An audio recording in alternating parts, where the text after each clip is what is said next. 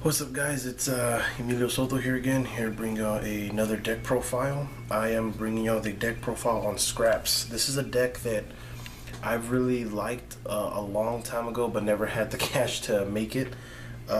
Just recently now, it has sparked my interest again because of Scrap Factory. I've seen gameplay, I've seen deck profiles on this thing, and it's just an all-around great deck. It's fun as hell, and it's not even that expensive. It really isn't. The most you'll spend on it maybe like $80. I mean, if you can find the right people, $80. I mean, it's not that hard. Maybe the extra deck is a little bit tough, but that's about it. It's not bad at all. Now, the only thing though that I'm saying right now to you guys that I do not have a side deck for it, unfortunately, because I'm barely using this. I'm trying to figure out what it needs help with or whatever. So bear with me. But here's the deck profile so far. So first off, I'm going to be running Triple Scrap Beast. Basically what he does when he's destroyed by the effect of a scrap card, he can add a scrap monster from your graveyard and add it to your hand.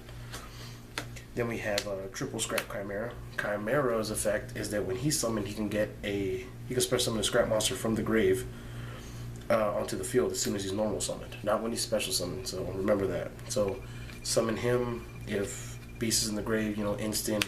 Rank 8, but it has to be Scrap Dragon or Scrap Monster because Chimera only allows you to synchro for a Scrap Monster. Next we run Triple Scrap Shark. Scrap Shark really helps this deck out a lot with Unisense with a Scrap Factory. You basically summon Scrap Shark, you activate Scrap Factory, and then his effect goes off where if anything's activated, he destroys himself, which is by his own effect, which means he's destroyed by a scrap effect, and his effect goes off to where he gets to send one scrap monster from your deck to the grave. So, for instance, imagine you summon Scrap Shark, then you activate Scrap Factory. Scrap Shark's effect goes off, which then triggers Scrap Factory's effect. Scrap Factory lets you special summon Golem from the deck. Scrap Shark goes to the grave. Scrap Shark's effect goes off to send any tuner you want, basically, to the grave, thus using Golem's effect to bring back said tuner and then instant synchro. It's perfect. So it's a really good combo, kind of basic to all these other scrap players if you're watching. It's very basic. Anyways, I run 3 scrap golems. I was running them at 2, but I always found opportunity to where I needed it at 3 very bad, to where basically I lost games. I lost games without having a third one, which sucked. So that's why I run them at 3. For the little one-ofs, I run 1 Scrap Goblin, 1 Orthros, and 1 Redox, because Redox can help me get back Golem. He can also be a great sacrifice when I have a Golem stuck in hand. Everything in here is Earth, so I mean, the ability to get him out is effortless. Scrap Orthros, what he does is that when he's special summoned, which you can special summon him from your hand if you have another scrap monster in the field, he gets to pop anything, any other scrap monster, either himself, or another monster. His effect is similar to Beast's. When he gets destroyed by a scrap monster's effect, you get to add a scrap monster from your graveyard to your hand. Or you can use his effect to pop something else and then get their effects off, and so on. And then for the hand traps, you run a Triple Effect Veiler, because right now, you want to stop any effect. That's what stops the deck, monster effects basically, and Crimson Blade or stuff like that. But this deck doesn't really have a problem with it, to be honest. It kind of it goes off too fast, I think. Those are the monsters. So now we're gonna get to the spells. For obvious reasons, we're gonna run Triple MST because that is a must.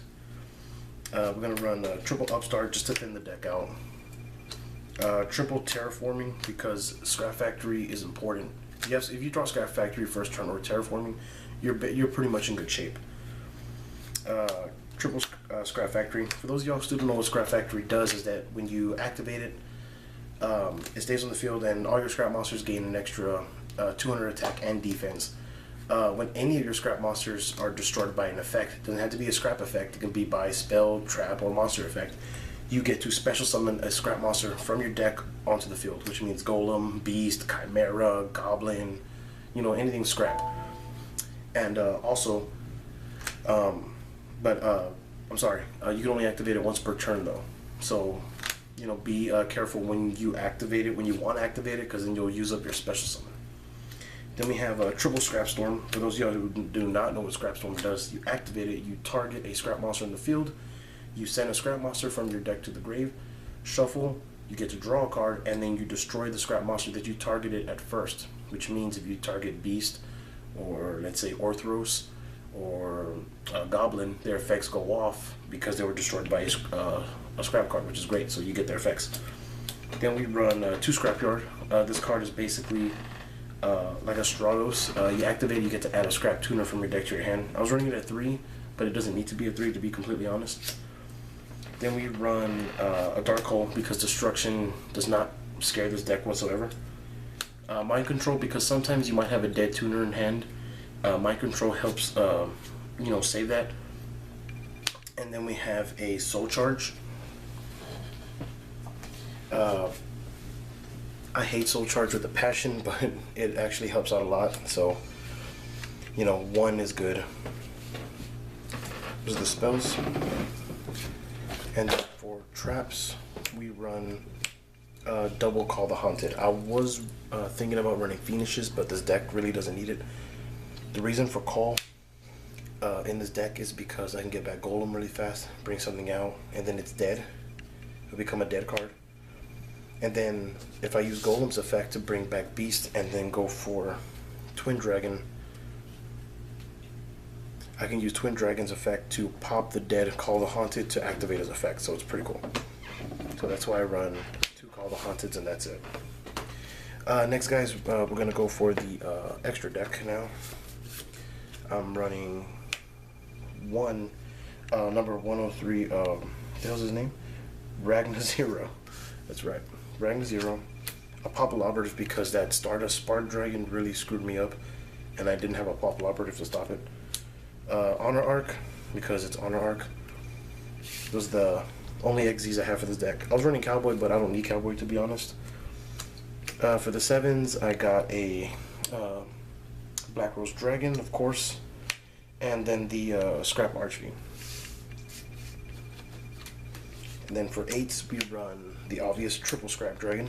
You already know what Scrap Dragon does. Anybody who has lived through the Dragon format should basically know what he does. He gets to pop himself and something else, but since this is in a scrap deck, he can pop another scrap card and something else in your opponent's side of the field. When he's destroyed by an effect, you get to special summon a scrap monster from the graveyard into the field, so that's awesome. Then we got Stardust, Crimson Blader, because fuck dragons. Double Scrap Twin Dragon. I really want to run this guy at 3, but I'm a little hesitant on it, because sometimes I can really use him, like a 3rd one.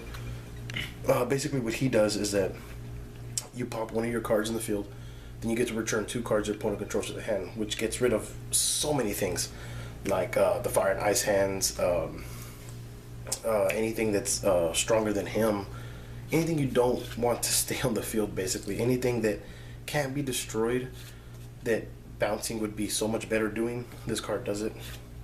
Then we run 1 Gigant Castle because it's a 9. So like I said, I need more targets for 9s because I can get that out pretty easy, and he helps out a lot. He becomes a 3100 beater, and plus he's Earth, so he's good for Redux.